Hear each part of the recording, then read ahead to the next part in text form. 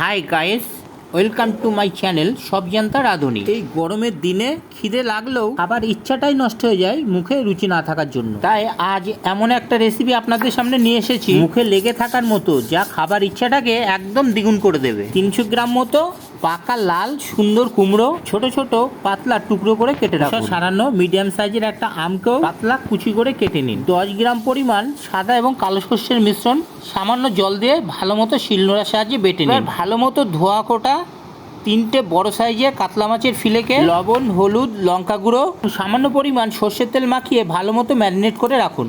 এই সময় একটি প্যানে বেশ কিছুটা বেশি পরিমাণে সর্ষের তেল ভালো মতো গরম করে কিছু বিউলি বা মাসকলাইয়ের বড়ি লালচে করে ক্রাঞ্চি ফ্রাই করে তুলে রাখুন।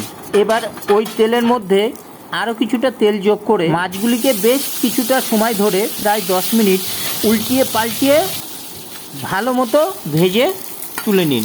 এবার ওই মাছ ভাজার তেলের মধ্যেই কিছুটা পরিমাণ পাঁচফোড়ন, কিছুটা গোটা সর্ষে এবং দুটো ফাটানো শুকনো লঙ্কার ফোড়ন দিয়ে ফোড়ন থেকে গন্ধ ছাড়লে তাতে একটা গোটা সাইজের পেঁয়াজ কুচি 4 থেকে 5 মিনিট ফ্রাই করে নিন। এবার কেটে রাখা কুমড়োর টুকরোগুলোকে দিয়ে 4 থেকে 5 মিনিট নাড়াচাড়া করে ভাজতে হবে। কুমড়ো 4-5 মিনিট এইভাবে নাড়াচাড়া করে ভাজার পর কেটে রাখা আমের টুকরোগুলোকে দিয়ে অল্প পরিমাণ লবণ দিয়ে কুমড়োর সঙ্গে আমের টুকরোগুলোকেও স্টিয়ার করে বেশ কিছুক্ষণ 6-7 মিনিট ভাজার পর হলুদ গুঁড়ো, লঙ্কা গুঁড়ো দিয়ে 3-4 মিনিট কষিয়ে নিতে হবে। এইবার বেটে রাখা সর্ষে পেস্টের সঙ্গে বেশ কিছুটা জল যোগ করে সর্ষে পেস্টটাকে একটু ঘুলে নিয়ে কারিতে দিয়ে নেড়েচেড়ে রান্নাটাকে বেশ কিছুক্ষণ হাই ফ্লেমে কষিয়ে নিতে হবে। ভালো মতো কষিয়ে কুক করার পর উপরি পর্যন্ত জল ঢেলে এইবার স্বাদ মতো চেক করে নিয়ে লবণ যোগ করে নিয়ে তারপরে ভাজা বড়িগুলোকে কারির মধ্যে দিতে হবে।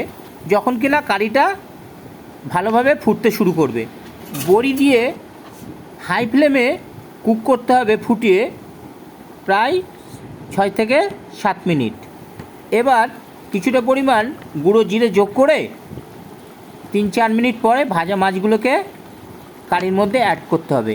মাছ দেওয়ার পর কয়েকটা কাঁচা লঙ্কা ছড়িয়ে দিন রান্নার ওপর। বেশিক্ষণ আর কুক করার প্রয়োজন নেই, হালকা পাতলা গ্রেভি থাকতে নামিয়ে নিন। পারলে একটু কাঁচা সর্ষে তেল ওপরে ছড়িয়ে দিন।